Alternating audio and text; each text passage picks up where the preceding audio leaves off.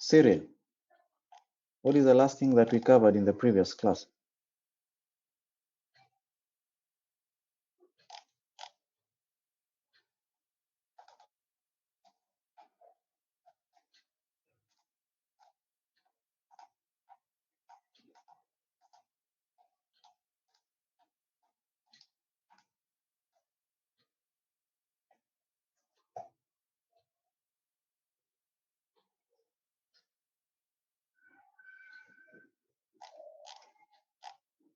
Yes, Stacy.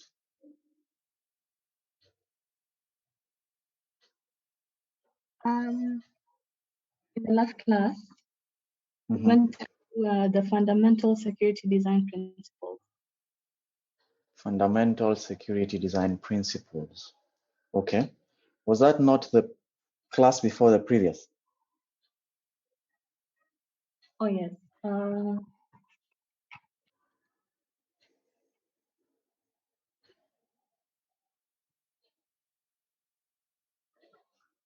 Waweru?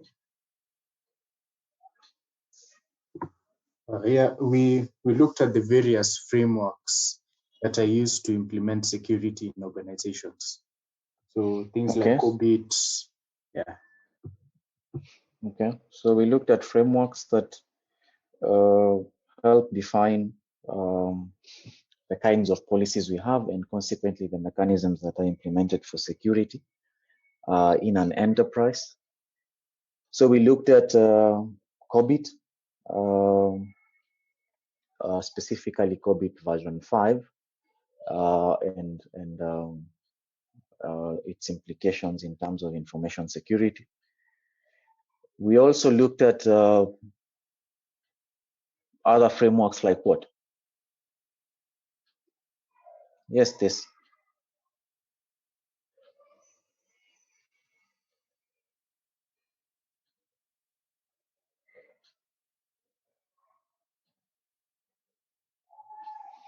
Yes, Julie. We also looked at ISO and NIST. Okay. So what did we say about ISO and NIST? So what I remember from the previous class, in ISO we had different, I'm not sure if they are versions, but something of the sort.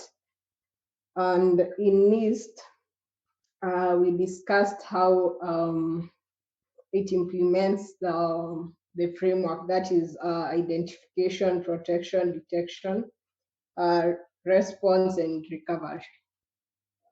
Okay. So we looked at the ISO family of standards, the 27,000 family of standards. We also mentioned that they have more or less has subcategories looking at different aspects of information security from from the policy or program definition to evaluation of the policy. Then we looked at the NIST framework as well, which is also a family of frameworks, which we mentioned is a bit of an industry leader in most disciplines, simply because it's highly specific, it's technology specific. So we have recommendations for different technologies: wireless LAN, Bluetooth, LANs, etc., IoT devices. So we have different specifications for different technology specific application areas. Yeah? So in today's class, we are going to look at the policy, different parts of a policy, but that is not the primary reason. But the main reason we are going to look at these policies is because we want to look at models that inform the policies. Yeah? So we want to look at what is the underlying architecture or design that will guide the formulation of a policy in a particular manner in a specific industry or in a particular organization. Yeah? So when we look at what we've covered in the previous classes, then we mentioned that a policy is a definition of what is acceptable and what is not acceptable in an organization. Yeah? Which simply means we are looking at the different states that an enterprise can fall under, and the policy more or less tries to define the processes that will help us transition from one state to the next, while making sure that we actually move from one secure state to another secure state, from one desirable state or desirable set of activities to another desirable set of activities. Yeah? We mentioned that ideally, that is what the policy aims to do. Practically, or from a practical point of view, you will never have a policy that really fully defines all states as secure states. Yeah? So you will have some sort of broad category of policy mechanism combination. Yeah? So the idea behind the policy is that to try and minimize the number of possible and desirable states that we can get into. Yeah?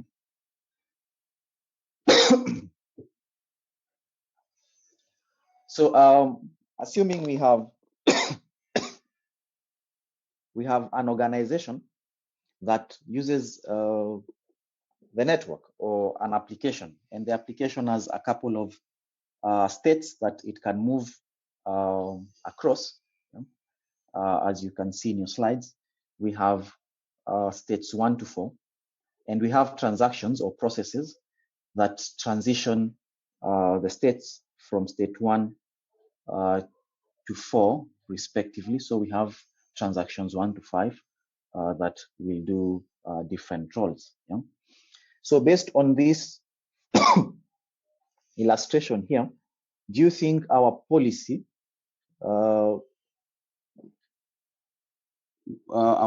makes the system secure or not?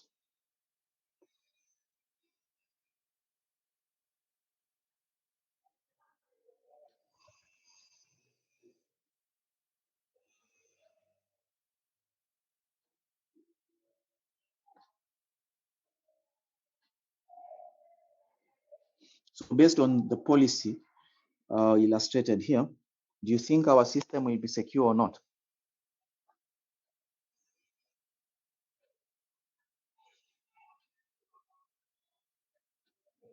Yes, Anthony.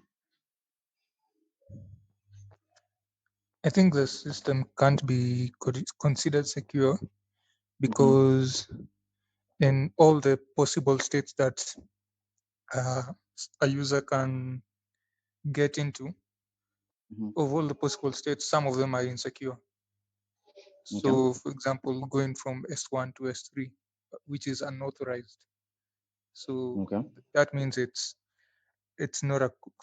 can't be considered a secure system. Okay. So what transaction will we need to get rid of to ensure that we have a secure system? Transaction 3. T3, yeah? Yeah, T. Yes, Stacy. T3 and T4. Sorry? Transaction T3 and T4. T3 and T4. So why T3 and T4? Because the node S3 is is part of the unauthorized states, and we see that transaction T4 is a transaction between an unauthorized state and one that's authorized. So that's I was thinking it may not be secure, and also between S1 and S3. And S3. So what results in an insecure system is what we should get rid of. Yeah. So if by chance we got into a state S3 and S3 is undesirable, then T4 will be a corrective mechanism to try and get us to a set of secure states. Yeah? However, T3 will help us move from a desirable state to an undesirable state, which is a secure state to a state that is not secure. Yeah? So T4 will be actually nice to do corrective mechanisms or corrective measures, but T3 will be appropriate, T3 will be the transaction that we would want to get rid of so that we remain or we have a system that remains in states that are acceptable. So if we get rid of transaction T3, then we can be guaranteed that we will not have transitions into undesirable states. So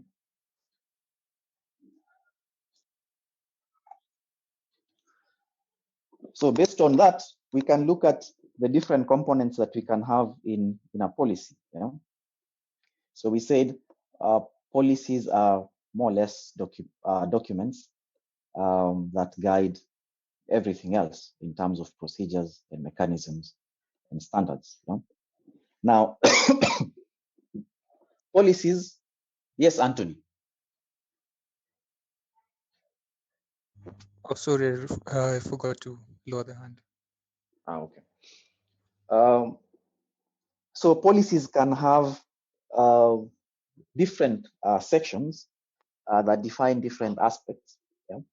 But mostly there are four most important sections that will always be there. So we have the purpose, the scope, then responsibility, and then we have compliance. Now, the purpose is normally a specific goal or objective, and the main reason behind having this policy defined in the first place.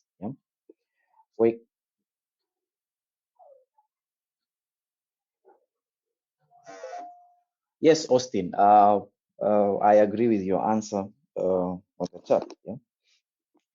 So the purpose is the main objective, the goal, the idea behind having the policy there in the first place. Now, policies can be high level and very broad to cut across an enterprise, and they can also be very specific and addressing very specific areas in an enterprise. So the purpose determines or defines this aspect. For example, in an enterprise, we can have acceptable use of infrastructure, which normally defines what are the do's and don'ts when using the infrastructure in that enterprise. The infrastructure can revolve around the PCs, the network, the information, mobile devices, and so on. And then we could also have very specific policies that look at how do we guarantee email security.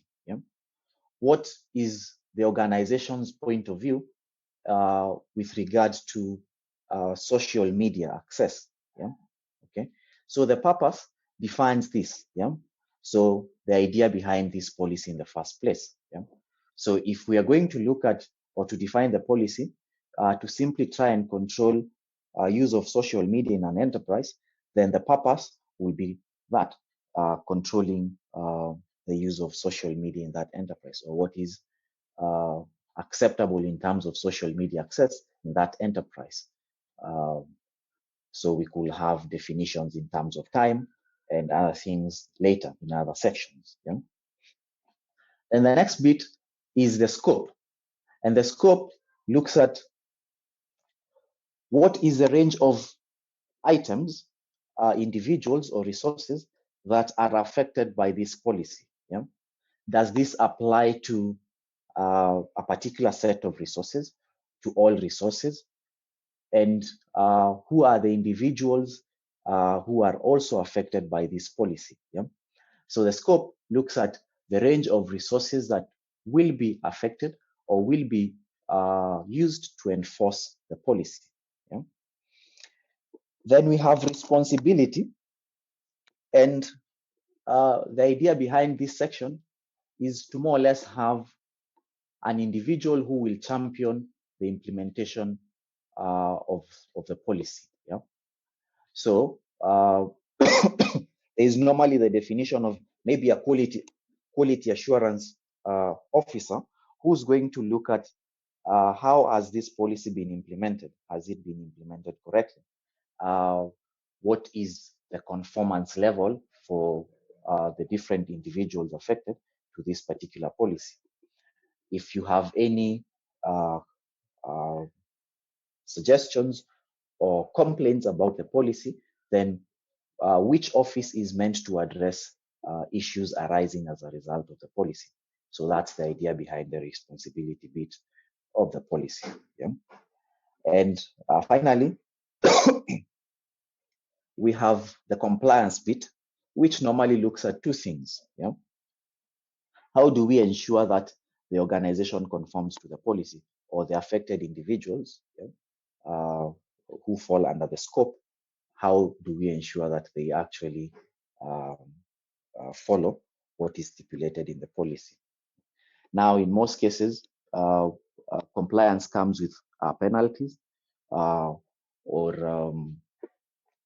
remediation actions in case of infractions, in case of violation of the policy.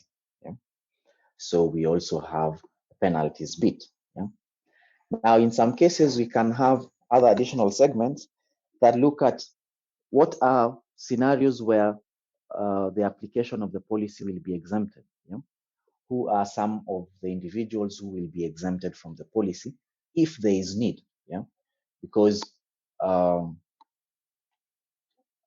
it's important to have a policy that more or less covers everyone and every resource that is defined in the scope. Yeah. But in some cases, we might have scenarios where we want to exempt particular special scenarios. So we could also have a segment that considers exemptions for that particular policy. Now that we've looked at the policy components, then let's look at the different categories of policies we can have.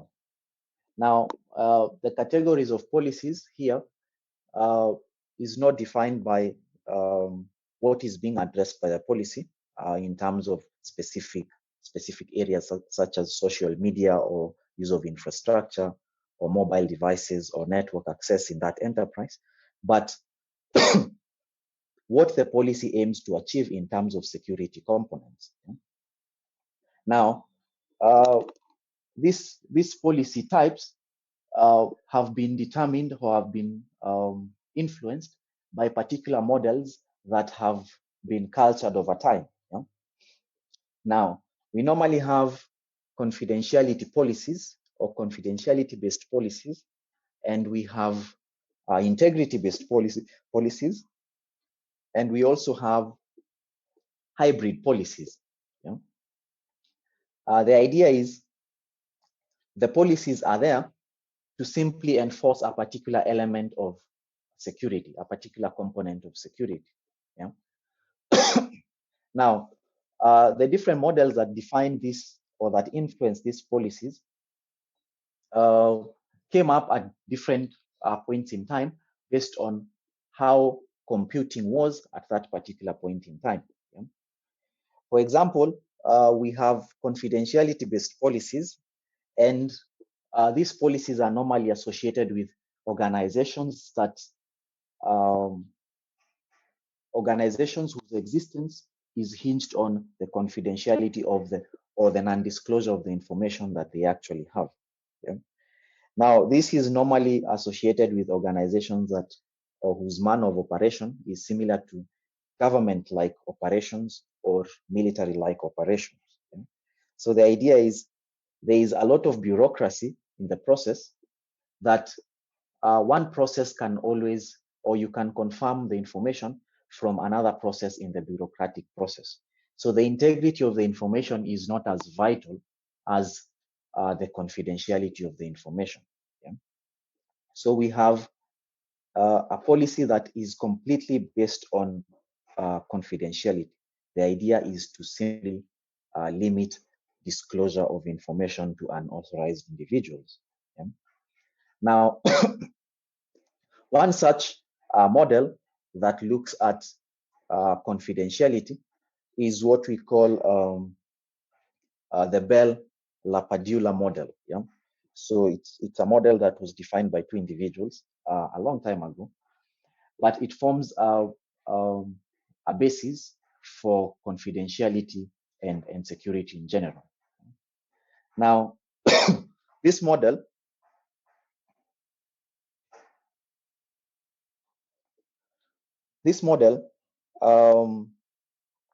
was defined by two individuals, David Bell and another guy, LaPadula. And it's a multi-level security model that tries to categorize all resources, which we will call objects, and all individuals trying to access the resources, which we will call subjects, into different levels. Yeah. Now we have low levels of data or resources that can be accessed by anyone, which will be more or less unclassified.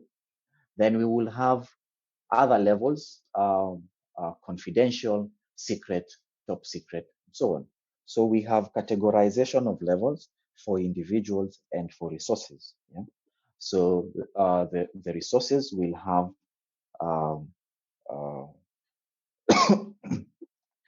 permission levels, and subjects who are individuals will have security clearance levels. Yeah? And these levels more or less determine who can access what. Yeah? Now, the idea behind this model was centralized computing. Yeah? So it was developed at a point when mainframe computing was very common. Yeah? So the processing of information was more or less centralized. And because the information was sensitive, the model was there to try and prevent individuals with low clearance levels from accessing. Yes, Tiffany, you have something to say? No, sorry. Okay. So individuals with low clearance levels wouldn't be able to access information that is above their clearance levels. Yeah?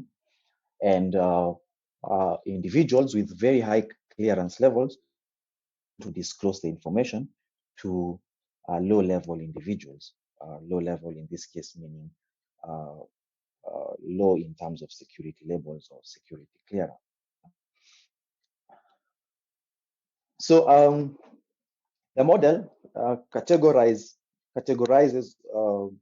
the security levels in a multi-level sort of chain, and individuals also belong to these levels. Yeah?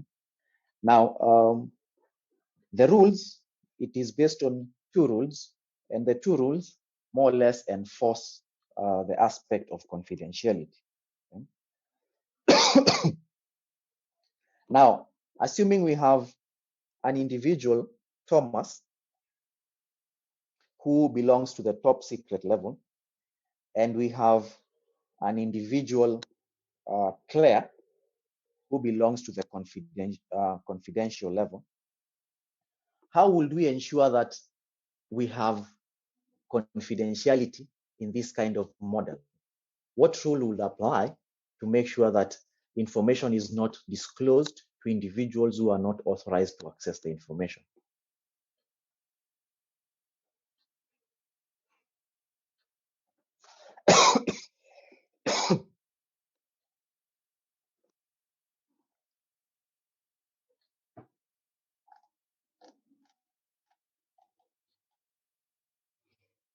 Hassan, Kulthum, what are some of the things we could do to make sure that we do not lose confidentiality?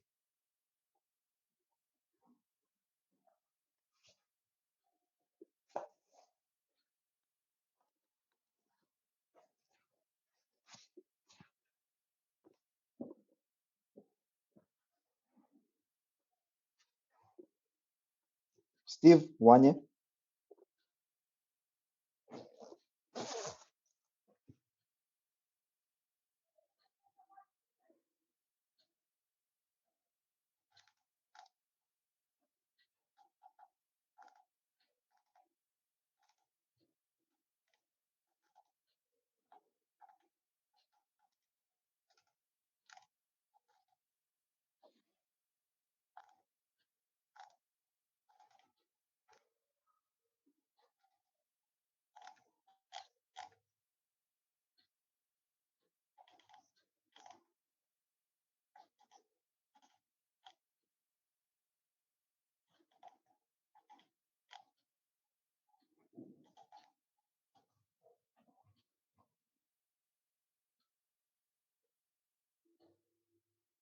Anyone?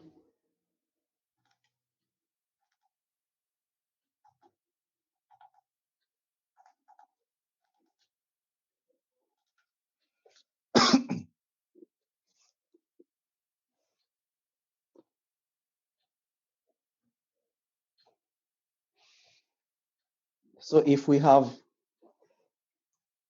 the security levels that we have on your slides, we have individuals who belong to different security levels, and we have resources, information resources that belong to these different security levels. What are some of the rules that we could have that prevent unauthorized disclosure of information? How can we guarantee that we will not lose data confidentiality in such a scenario?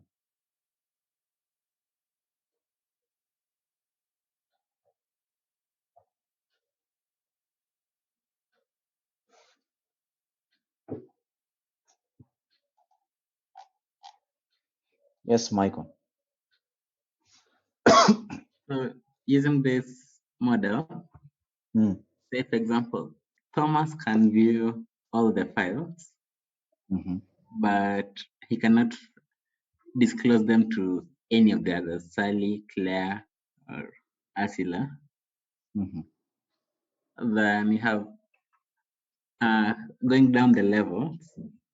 Samuel can view all the files below him, but cannot see the top secret files. Okay. And cannot share any of the secret files with either Claire or Ursula. Okay. And that keeps continuing down the tree. Okay. There was another hand.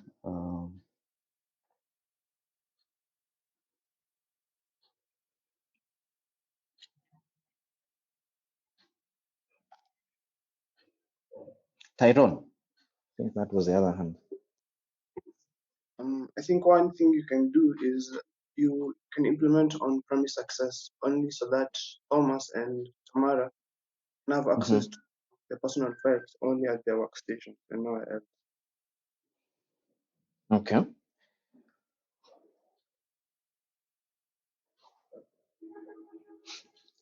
So the model is based on two rules.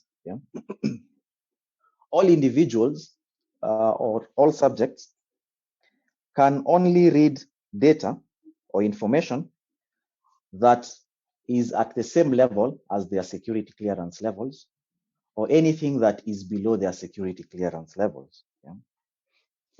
So Thomas can view personal files, can also look at electronic files or electronic mails. They can also look at the phone logs. Now, Claire, on the other hand, who belongs to the confidential level, can only view the activity logs and the telephone logs. But they cannot view personnel files because that is certainly above their clearance levels. So they cannot access what they are not allowed to access. So this is normally summarized in one axiom, which is no read up. So all subjects cannot access anything above their clearance levels. They can only read what is at their level or below that. And that is what defines what we call the simple security property principle in this case. So it looks at what can be read and who can read this data. So this is normally abbreviated as a no read up. Now, other than reading the information, how can the data be unauthorized? How can the data be disclosed in an unauthorized fashion other than through reading of the data?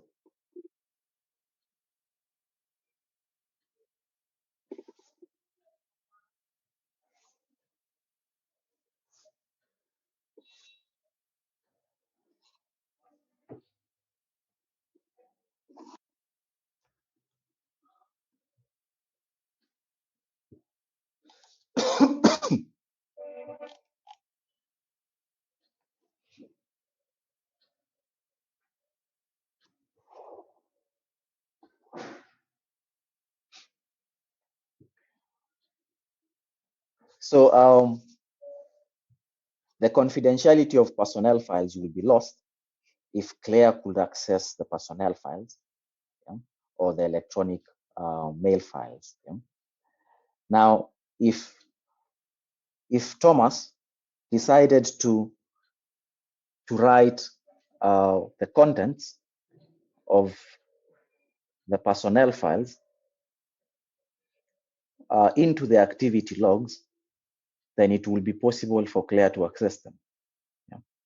So if a subject or an individual can write files or can write data into a lower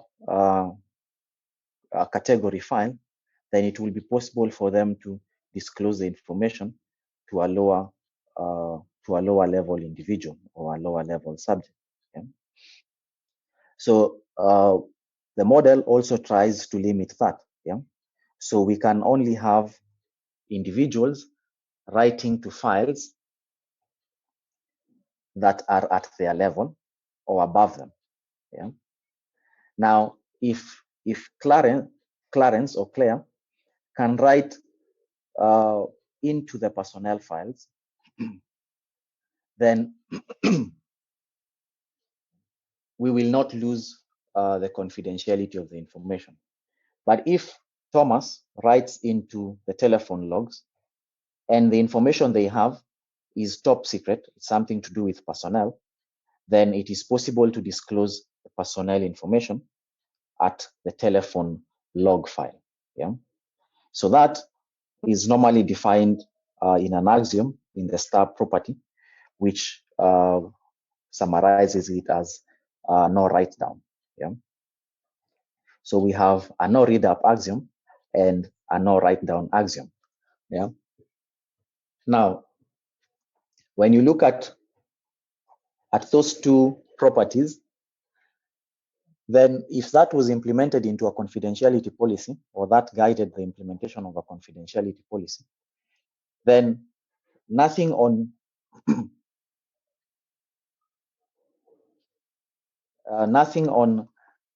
data integrity will be considered. So yes, we will certainly lose the integrity of the data. But that is the idea behind this model. It doesn't care about the integrity or the availability of the information. Yeah? In most cases, we have multiple concurrent processes within the enterprise, such that we can always confirm whether the data I have is similar to the data someone else has. Yeah? So for sure, the integrity of the data will be compromised, yeah? But the confidentiality of the information remains intact. So when you look at this model, then confidentiality is the main component that is being guaranteed, that is being sought after. Okay. So the Bell-LaPadula model is an example of, is a model that guides the implementation of confidentiality-based policies. Yeah. So as I said, this was crafted when mainframe computing was a bit more prevalent, and therefore the information was centralized. Yeah, and we had to find ways to try and maintain the confidentiality. Now, this model can be expanded further. You could have individuals with particular clearance levels, and the clearance applies to particular categories of data. For example, we could have Thomas, who is in top level in terms of clearance, but also limited to a particular set of functions. They can probably do quality assurance and network configurations. Yeah? So what that means is Thomas can access anything that is in top secret and anything that falls under quality assurance or network configurations. Yeah?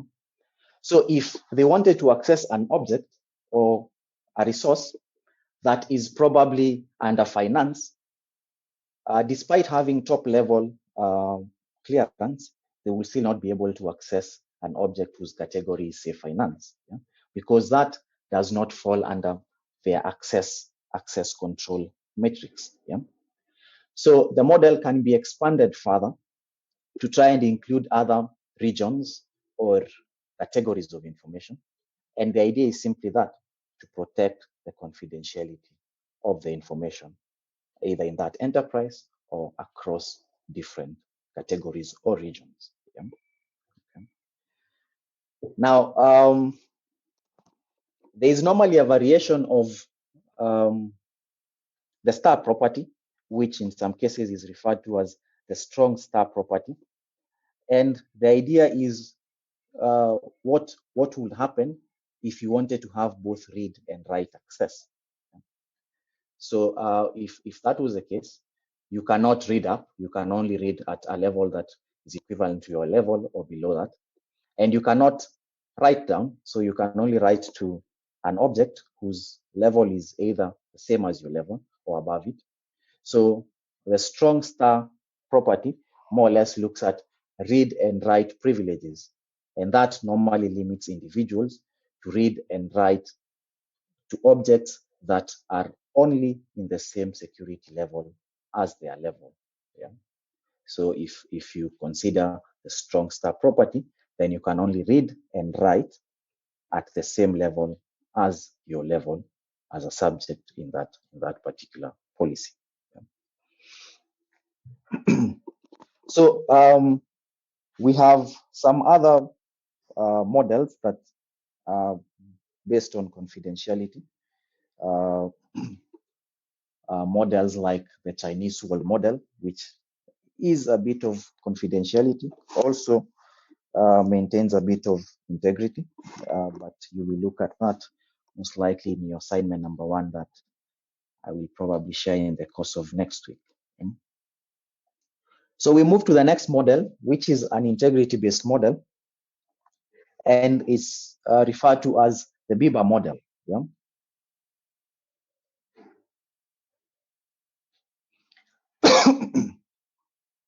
So, and because it's an integrity model, then the goals are more or less what we have here. Yeah? The idea is to prevent unauthorized modification or deletion of data, prevention of improper modification of data, and also making sure that we have consistencies, especially when we have scenarios such as when we have local memories and caches. Yeah. So the idea is to maintain consistency of the data across multiple platforms, more or less. Yeah? Now, the Biba model is there as a complementary model to the Bell-LaPadula model. Now, they are not models that compete, but they are models that try to look at specific elements of security. So at the end of the day, they are meant to be there to complement each other and try to improve the security, the overall security of information resources. Yeah. So the Biba model is an exact opposite of the Bell-LaPadula model, and the axioms are actually the exact opposites. Yeah. So again, we have individuals or subjects who try to access resources, and we have the resources themselves, which are objects. Yeah. And normally there is a relationship between the two, which is the access mechanism or access privileges. Yeah. So the Biba model also has the simple integrity property and the star integrity property. And they are also summarized into axioms. Yeah? So we have a no read down and a no write up, yeah? Which are exact opposites of what we had in the previous model. Yeah? So the idea is if we have if we have policies being developed in Strathmore, yeah? Now maybe it's a policy on off-campus access to resources. Yeah? Now, if we have an ICT director who's part of the individuals coming up with a policy, then they have information that probably no one else has from other lower levels. Yeah. Now, if the ICT director has spent a lot of time going through sources of information, such as Ghafla or Nairobi Wire, and what they come across at that point is how we could probably have off-campus access through WhatsApp, or we could allow people to log into the AMS through Facebook. Then it is possible for that information that they've been going through from lower integrity sources to affect the kind of policies they will have at a higher level. Yeah? So the idea behind having that no read down is to try and avoid a compromise of the kind of information we will have at top secret level based on information that we acquired from an unclassified or a confidential level. Yeah? Again, based on the write-up,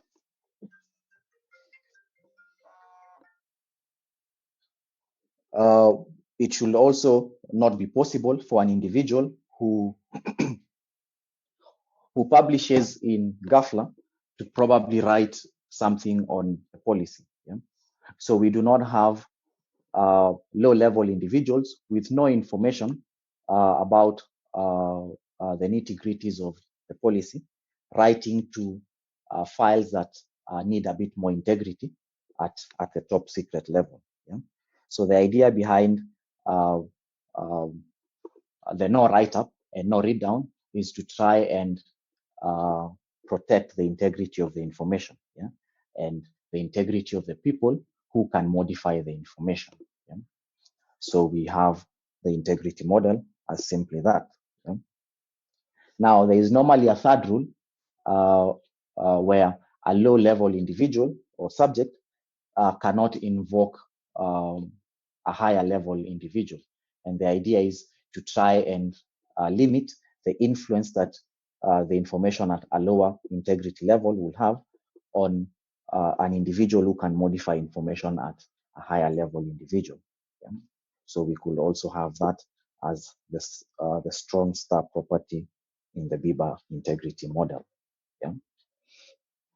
Now, these two models more or less complement each other and try to look at different aspects of information security. So one focuses on confidentiality and the other focuses on the integrity of data. Okay.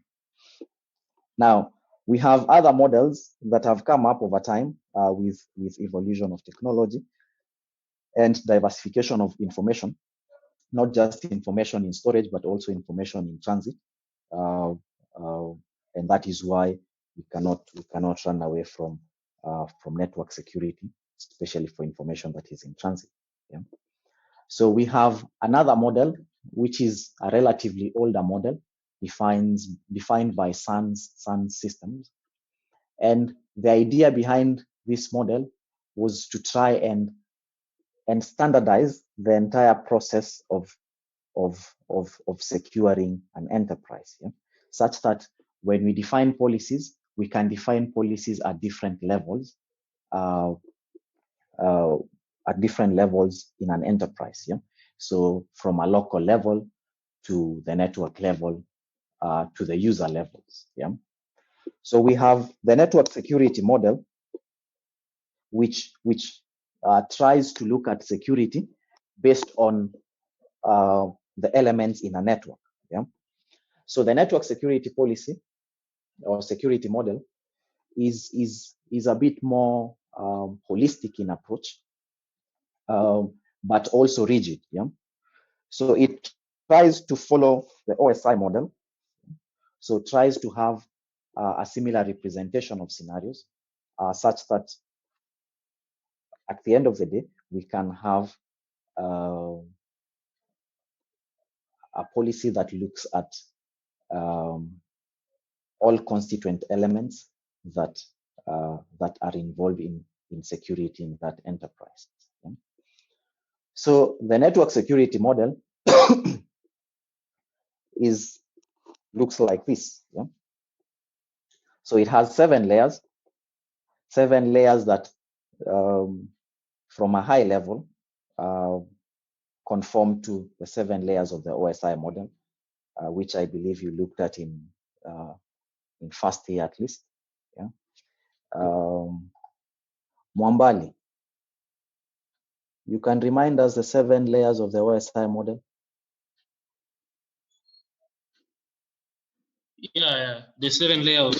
Please don't feel offended that I am asking you a very simple question. It's just for the benefit of everyone. Yeah, it's okay. The physical layer, the data link, the network, transport layer, session, presentation, and application layer. Yeah. So we have a similar representation for the network security model, only that in some cases we might not have a direct one-to-one map. Yeah? Now, the physical layer in the NSM model tries to look at elements of physical security. Yeah? What are some of the things that will guarantee physical security in an enterprise? Yeah? So what are some of the things that we will have that will guarantee physical security in an enterprise?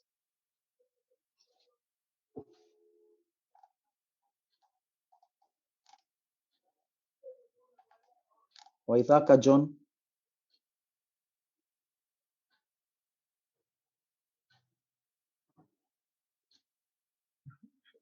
You could have strong doors and security guards. Mm-hmm. Yes, those kinds of things.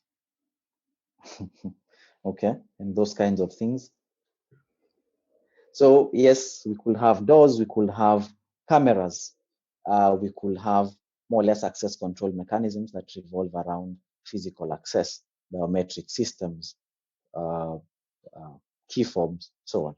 So the physical layer more or less focuses on elements of physical security. Yeah.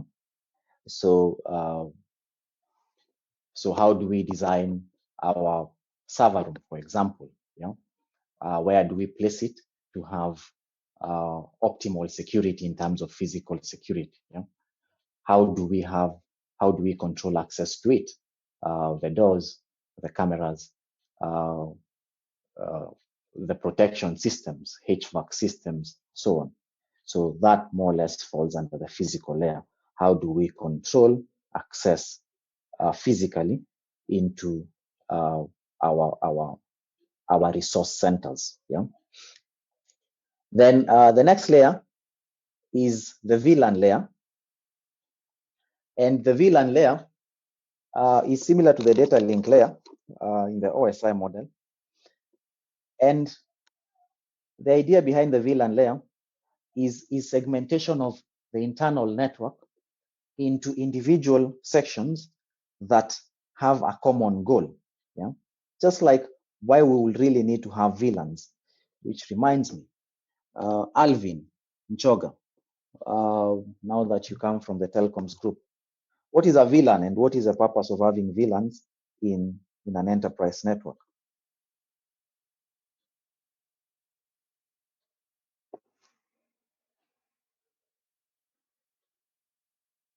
Alvin Nchoga?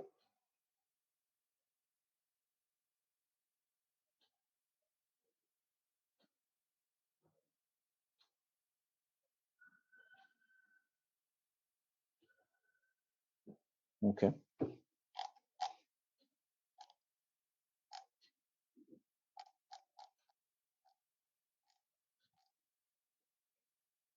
Victor?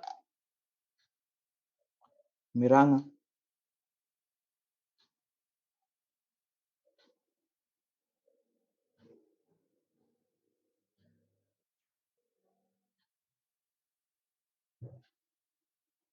Anyone?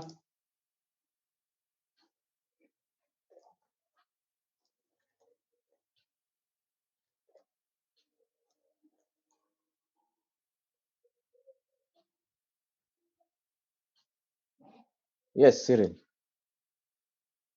Okay, so the VLAN is where you find that you group different hosts in a similar broadcast domain, whereby you find that it Do you mean the broadcast domain? Okay, so you find that now, how can I put this?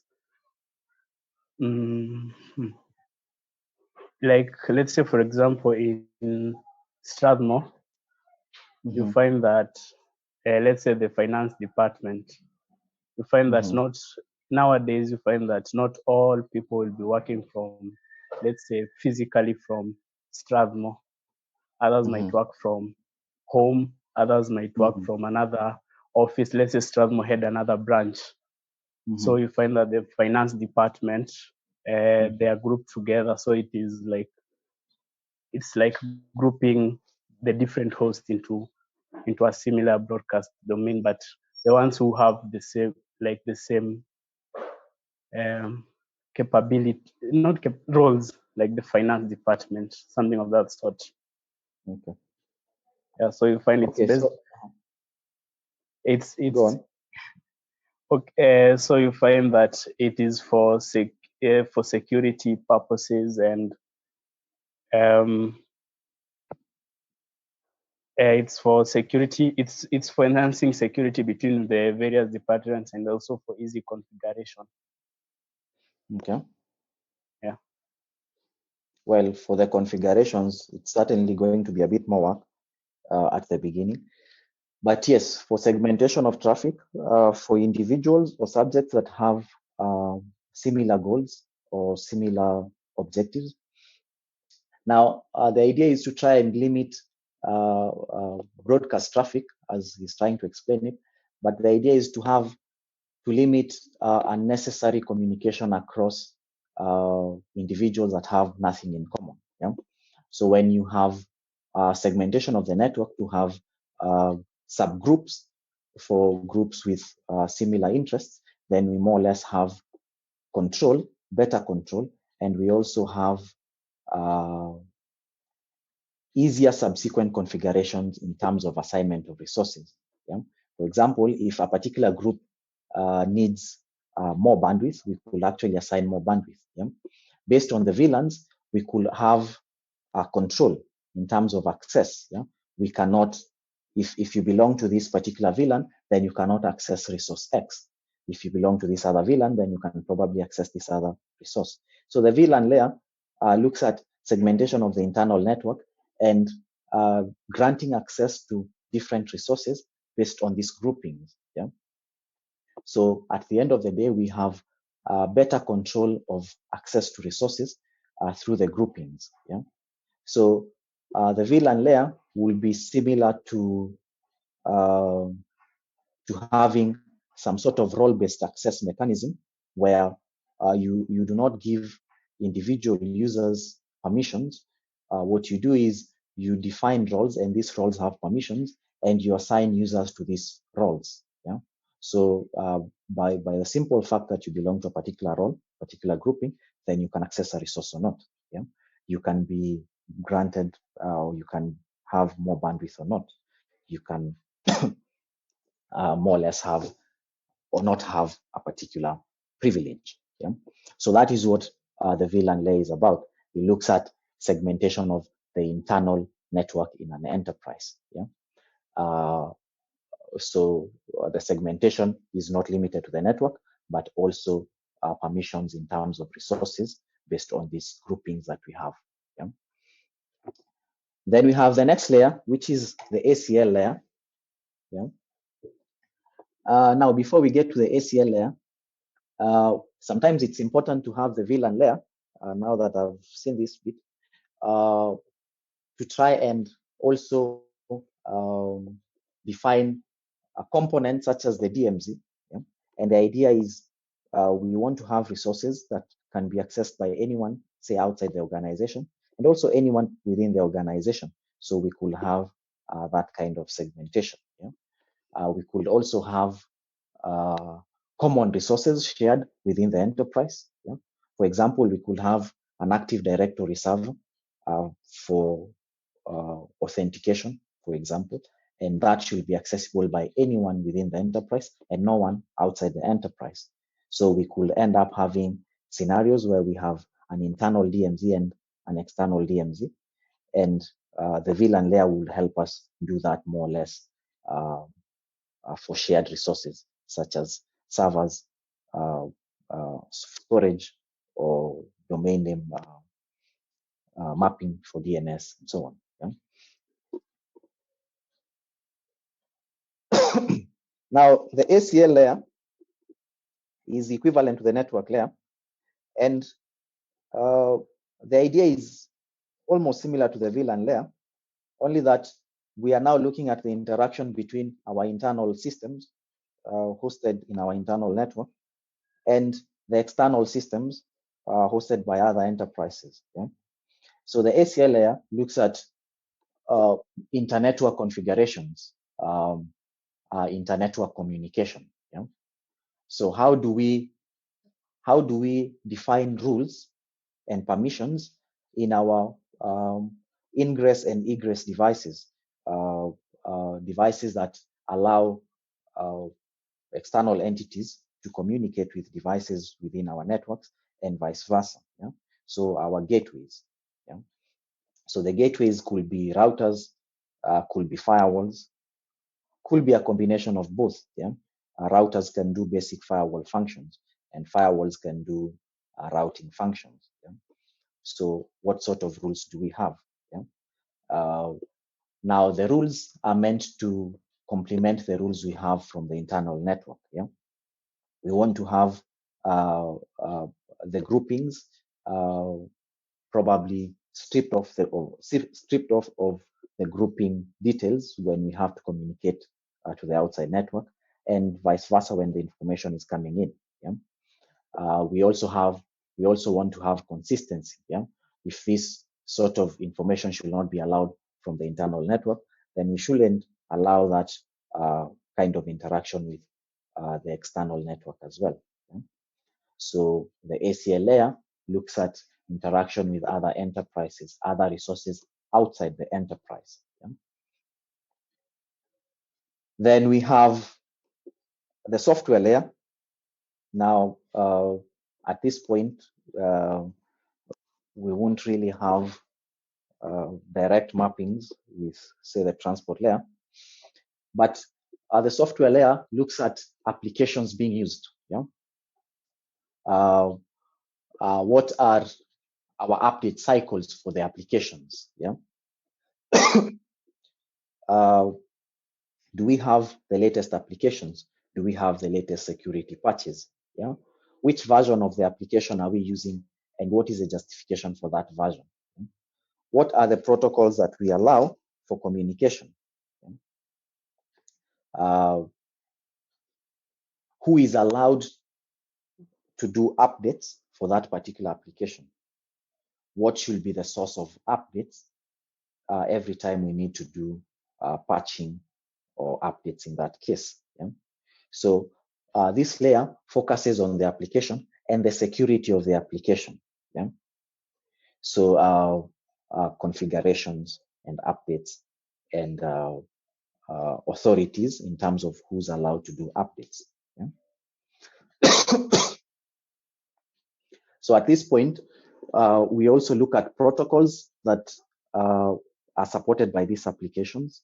Yeah? We also look at do we need any additional security measures for these particular protocols? Yeah? So at this point, we could support items such as, or protocols such as IP security. Yeah? We could look at what are some of the features supported by our VPN applications. Yeah? Okay. So the idea is the protection of the applications. Yeah? What is the version of the web server application that we are using. Yeah? How secure is that version? Yeah? What are the limitations? And in that case, can we have other applications to complement the security of these applications? Yeah?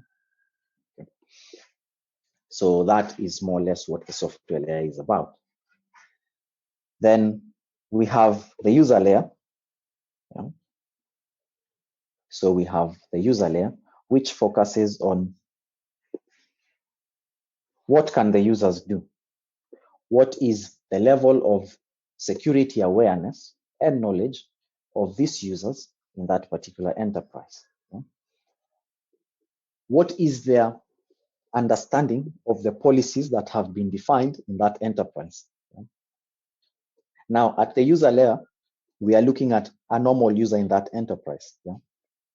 So the user is most likely not involved in the policy formulation. Yeah? However, they are involved in the operation layer of the implementation of the policy. Yeah? So their understanding of the policy and the security knowledge behind the policy is important so that the enforcement is done correctly and in an acceptable manner, yeah? Or is done in the first place. Yeah?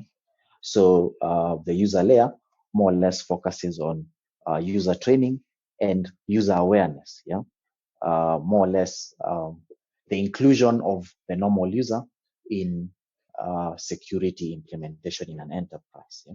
So the involvement more or less includes the acceptance of the proposed security mechanisms. Yeah?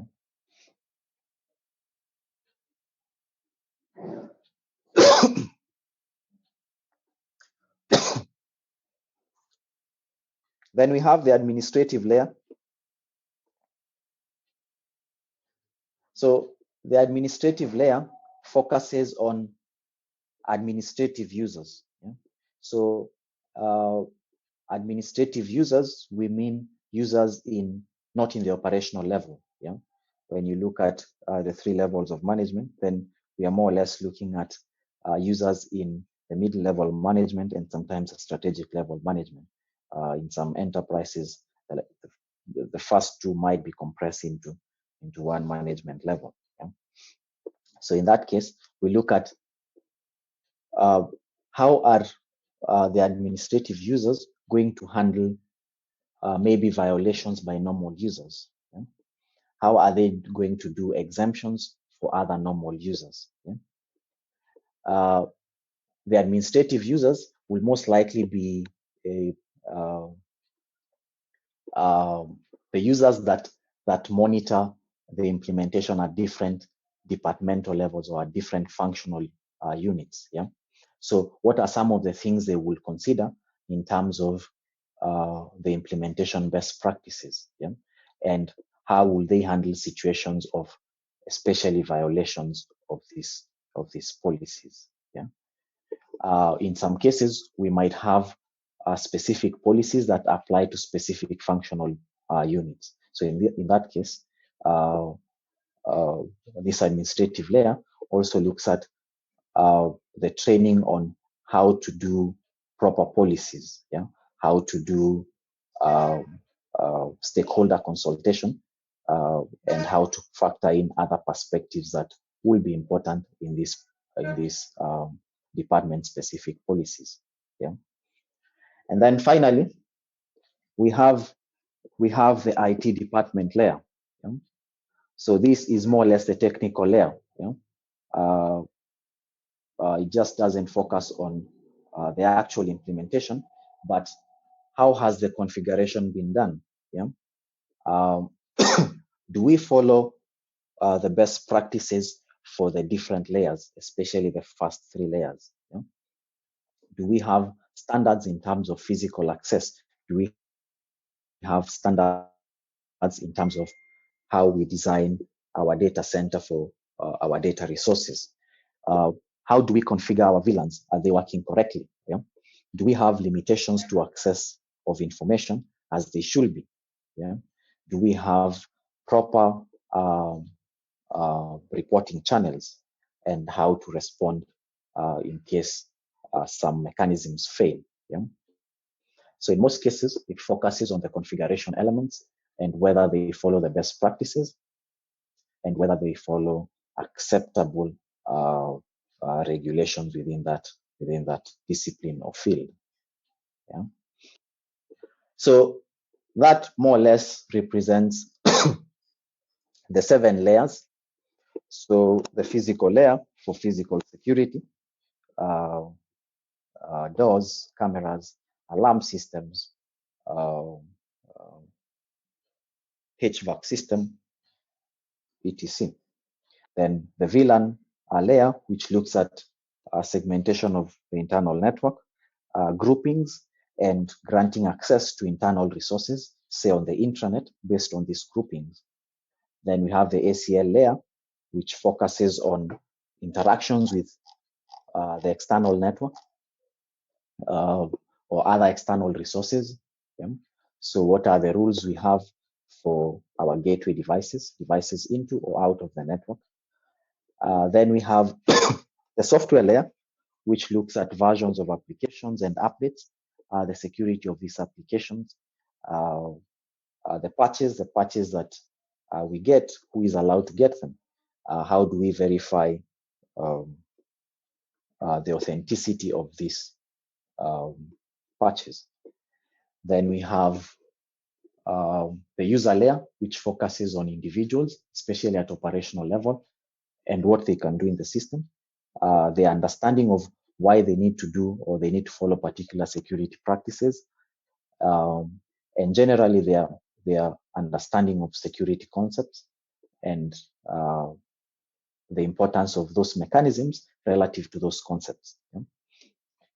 Then we have the administrative layer that focuses on the management. So emphasis is how they ensure that their users actually follow the policies, their understanding of them.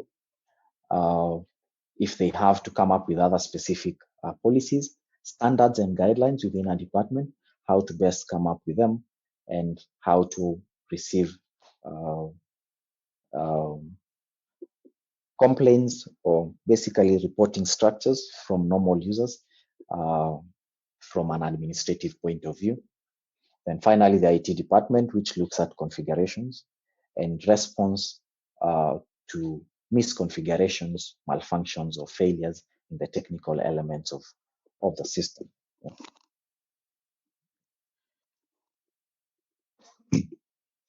So the network security model is a very good model in terms of segregation of duties, but it feels a bit rigid, especially if you are in a scenario where you have maybe an intranet, you have no interaction with external networks. You have a very small enterprise where what falls under the IT department is also part of the management, so on. So its approach is more towards the network and doesn't factor other elements such as the security of data in individual PCs, the operating system versions that we're using, and such things. Yeah? So that leads us to the next model, which is normally referred to as the onion model, more recently termed as a defense in-depth approach. And what makes this model even more superior is its ability to look at different elements as layers and how these security mechanisms in specific layers will actually complement security in other layers. Yeah? And it also looks at data from not just the policy definition point of view to the actual access of data in an individual device, a physical device that supports mobility or not. Yeah? So the idea is to have a more holistic approach towards security. Yeah.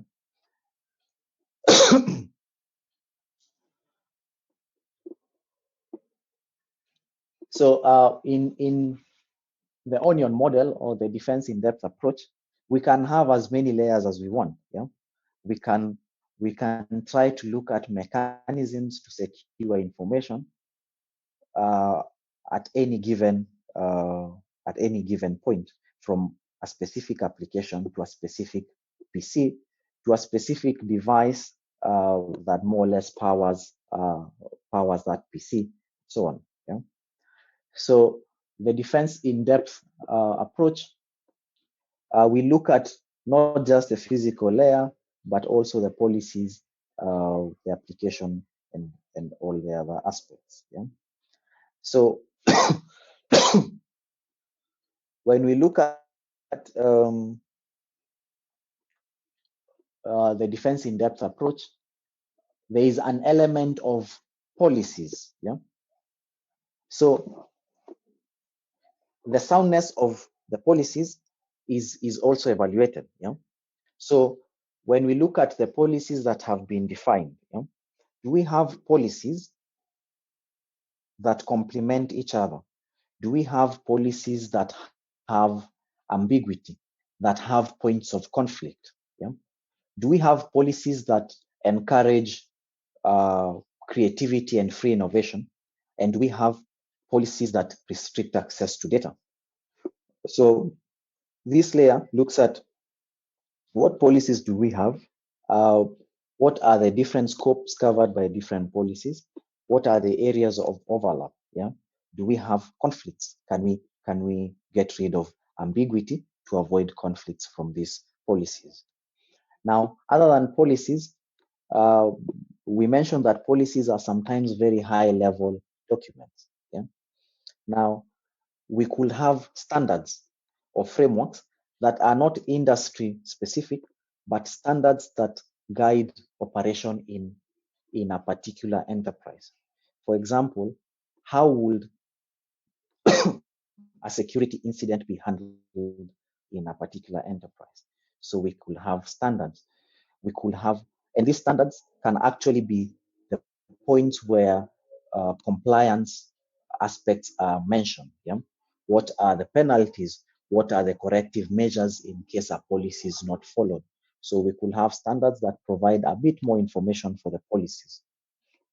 We could also have guidelines and procedures which simply probably give newer employees a better understanding of the internal systems, the reporting structures for the internal systems. Yeah. So other than standards, we could have guidelines. We could have user manuals that guide the implementation of particular security policies. Yeah. Then we could look at the physical layer. Yeah. So elements of physical security, as we've mentioned in the NSM model. Then we have the perimeter, which looks at interaction with external networks, boundaries for Active Directories. Yeah? How many domains do we have? What can be accessible within one domain? What cannot be accessible within the other domain? Yeah? So the perimeter more or less defines at this level mostly what is allowed from outside our internal network. Okay? Then we have the internal network bit. So from the perimeter, we could have unified threat management. We could have firewalls. Yeah? We could have proxy servers. We could have proxy servers that look at information coming in or information going out. So we could have implementation of forward and reverse proxies. All this will fall under the perimeter. Okay? Now, we can have the internal network. Now, the internal network can cover multiple things. Okay? The idea behind this defense in-depth approach is to actually look at individual elements and how they add up to the whole, the final whole. Okay? So in this case, we could have network-based IDSs and IPSs. We could have SIEMs for security incidents. So we could have structures to try and take note of incidents and events in terms of security and manage them. How do we categorize which incidents are riskiest? How do we sequence them? Yeah, what is an incident that you will want to address immediately or take a note of immediately? What are some of the incidents that we can ignore but will probably inform our future decisions with regard to certain matters, such as acceptable protocols within the internal network? Most organizations are implementing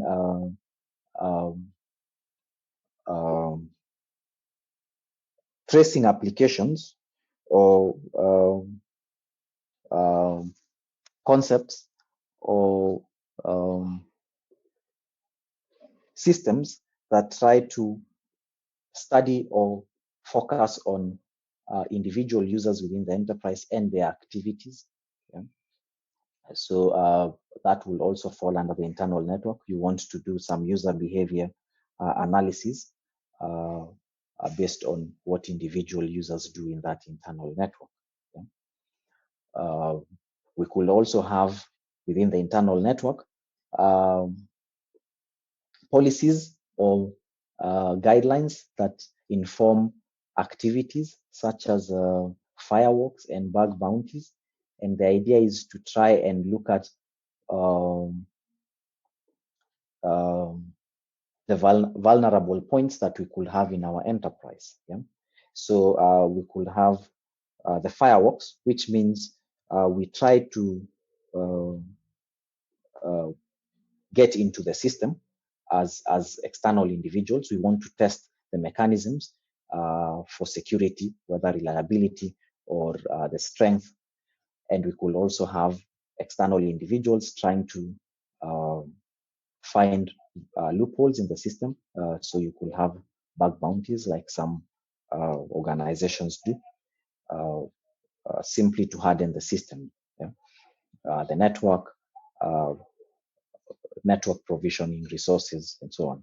Yeah? We could also have honeypots or malware analysis points, just so that we could not just protect or prevent unauthorized access, but also learn so that future mechanisms can be informed based on the analysis that we do from the malware that we normally, or the most common malware that we face, or the most common attempts to get into the internal network. Yeah?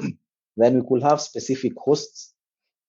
So we could start with limitations in terms of hardware. What hardware limitations do we have on a particular device? So if we have a switching device or we have a computing device, what are the capabilities of the device and what will that mean in terms of, say, potential DOS attacks? Yeah? How fast will the system go down, or how much will the device be resilient towards DOS attacks? Yeah? So we can start by looking at the hardware specifications of the device. Then we could look at what operating system is running on this device. What are the inherent vulnerabilities for these operating systems? What are the configurations we have for the operating systems? Separation of duties. How do we assign privileges? Do we have an access control mechanism that is based on, say, mandatory access control that is controlled by the kernel, or do we have a discretionary model that is defined by the users in the system? What categories of users do we have in that particular host? Then we have the application layer, which focuses on individual applications. Now, before we get to the applications, for the host devices, for the host layer, we could look at out-of-the-box configurations These are important for IoT and network-based devices. Yeah? We want to get rid of the default out-of-the-box configurations, just so that we have a bit more security. Yeah?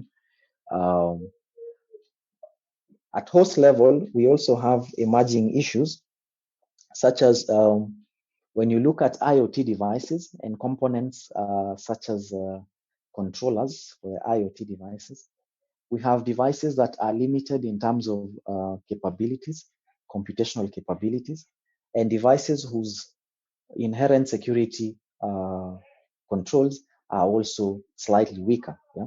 Which means they will fall a bit more easily if they were part of the network. And if one component fails, then most likely the system becomes a bit more vulnerable. Yeah? So we could have weaker hosts, such as cameras, as we saw in botnet of things in Mirai, which brought down serious applications like DIN, which is a distributed DNS, and consequently Twitter and Amazon and many other applications. Yeah? So simply because we had lots of traffic originating from CCTV cameras. Now imagine you have a smart home scenario and your smart fridge is used to do TCP requests to Strathmore's network, yeah, or Strathmore's web server. Yeah. So all this because we have smart devices or IoT devices that have maybe an admin and admin username and password combination, which are well documented online, which mean that these devices are very vulnerable and could be used to as a platform to start other attacks. Yeah? So at host level, out of the box configurations should also be considered at that point. More or less simply try to harden the host a bit more or the individual device. Then we have specific applications. Lots of applications have lots of weaknesses, whether defined, whether out there in the wild for zero-day attacks or zero-day vulnerabilities. So configurations, are they configured correctly? Are they updated? Update cycles for the specific applications. Complementary applications, especially for security. Yeah? So if you need to access an application and you probably need a VPN for that, then the security of the application is considered at that point. Yeah? Who is allowed to do configurations in the system for that particular application is also important. And then finally, we have the data bit. The data bit is also important for many reasons. Yeah, we could have encryption of data or hashing of data. We could have access controls for those particular data sets. But one important thing, especially in the data layer, is normally the scope of the data that is available in a system. Yeah? For example, if a system is compromised and I can access data across 10 years in that enterprise, then I am a bit more vulnerable than if the data that is accessible is data that comes from the last 1 or 2 years. Yeah? So there is an element of trying to get or trying to only have data that is needed at that particular point. Yeah. So at that point we have data archiving procedures, data deduplication procedures to simply try and reduce the scope of loss if an attack was actually successful. Yeah. So at the data level, you will want to have frequent archiving of data that is no longer needed. Yeah. Of course, this is also in line with regulatory standards. For example, if as a telco you require to store signaling information for users for up to 3 years, then 3 years will be an acceptable number of years. Okay? But having all this data across the last 10, 15 years in the same in the production environment, then we have a bit more to lose if an attack was successful. Okay? We could also look at different aspects for the data. We could look at backup and recovery mechanisms. So how often do we do our backups, and what is the scope of the backup? Yeah, are we going to do incremental backups? Are we going to do full backups every now and then? Yeah. How do we do backups without affecting maybe bandwidth availability in a normal environment? Yeah. We could also look at disaster recovery scenarios, and if it gets to a point where we actually can't access the data that we need, then how can we have a secondary site for information access? Yeah.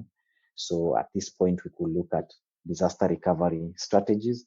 We could have, depending on the importance of the information we have, we could have cold sites or warm sites or hot sites or mirror sites, depending on the importance. So if we have data that we might need, but is not very urgent, then we could simply have the data in a cold site, yeah? Which simply means we have the infrastructure and part of the data, or part of the infrastructure and the data. So in that case, in the case of a disaster, we will need to get a bit more infrastructure, get personnel, and then bring the site to speed, and then people can access the data. We could have a warm site, which implies the infrastructure and a couple of individuals are there, but we will need a bit more individuals. We will need the most updated copy of the data to come back up, more or less. Then we could have hot sites, which more or less have individuals, they have the data, probably not the most up-to-date data. So depending on the kind of information you want. Yeah? If we have data that is in the production environment that is very urgent, then it's important to have a mirror site, which will mean we could actually transfer transactions or requests to another site that will actually handle the traffic. So the levels will be hinged on the urgency of the information in case of a disaster. Yeah? Then we could also consider things such as co-location services, especially for enterprises that are in the same niche. Yeah? In telecoms, this is a bit more common. We could have different telcos sharing the mast that houses outdoor units and antennae for 2G or 3G or 4G. Yeah? We could also have data centers that organizations that own data centers, and they have part of their data stored in another organization data center and vice versa. So they could actually provide a bit of redundancy in case one data center is in maintenance or goes down, so on. Yeah? So the defense in depth approach tries to look at all these possible mechanisms from policy level to the data level, to device hardening, to physical security, and so on. Yeah? So I will take any questions so that we can finish slightly earlier now that I didn't give you a break.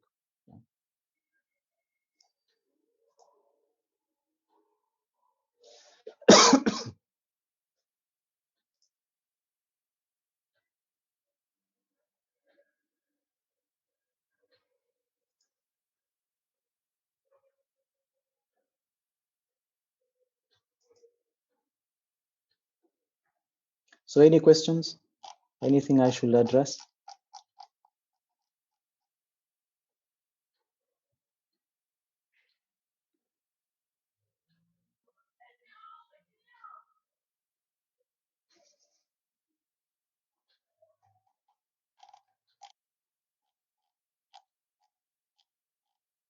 Yes, Anthony.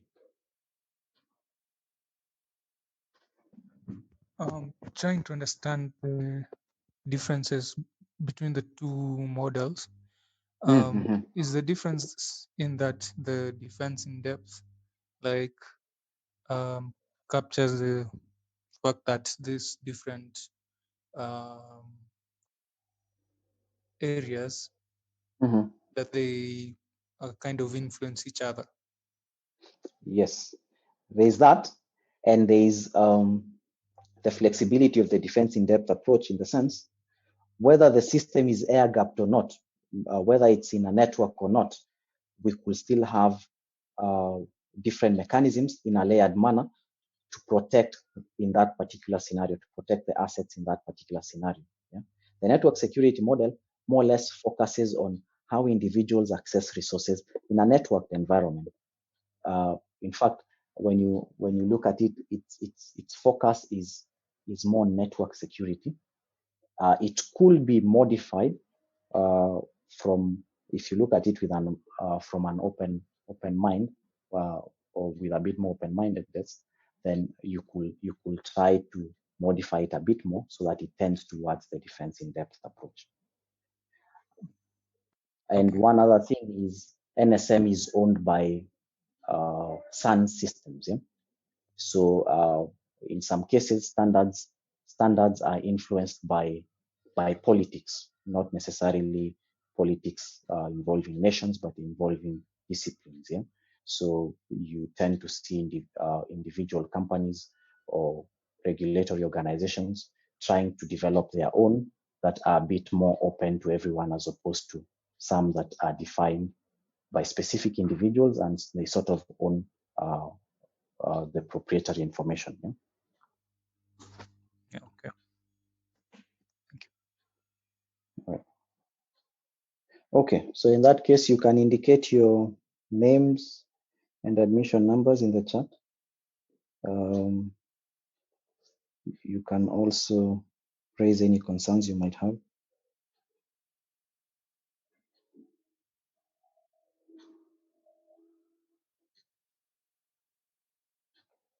So we look at access control in the next class.